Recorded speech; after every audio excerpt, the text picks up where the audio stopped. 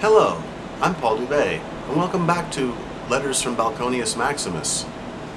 This episode is entitled The Making of Silly Billy. First of all, it needs to be pointed out that this book was written in 1961. I showed it in the last episode. I'm going to show it again. You'll notice it still has the original price of 69 cents in the upper corner there. Anyway, this book is from a series of wonder books called the Easy Reader series. And story was by Tamara Kitt and pictures by Jill Elgin. And I wanted parents and people involved with education to know why I selected this story. And here's the information that needs to be shared. This story has been carefully written so that it will keep the young reader's interest high. It is told in a simple, open style with a strong rhythm that adds enjoyment both to reading aloud and silent reading. Only 187 different words have been used, with plurals and root words counted once. There is a very high percentage of words repeated. It is this skillful repetition which helps the child to read independently. Seeing words again and again, the child practices the vocabulary he or she knows and actually learns the words that are new. Okay, about the words in this story. There are 104 words. More than half the total vocabulary have been used at least 3 times. 65 words, 1/3 of the total vocabulary, have been used at least 5 times. 30 words have been used at least 10 times, and some words have been used 43 times. And in addition to what I've just shared with you, the introduction here states this. These books, which is part of this Silly Billy is part of the series, these books are meant to help the young reader discover what a delightful experience reading can be. The stories are such fun that they urge the child to try his or her new reading skills.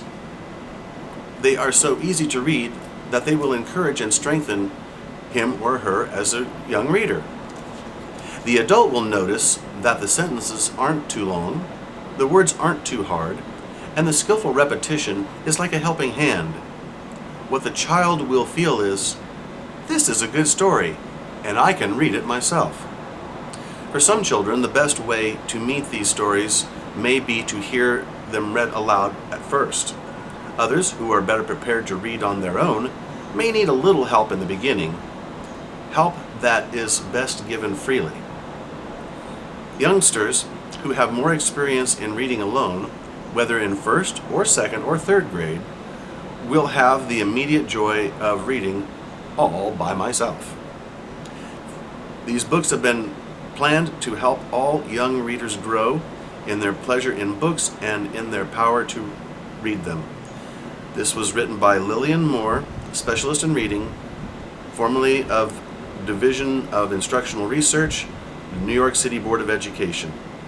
Again, this story is from 1961 by Wonder Books Incorporated. Anyway, on a more personal note, I shared this because this is just one of the very first books I ever read. And there are many other great books in children's literature. Gosh, the Dr. Seuss series, Bartholomew Cubbins,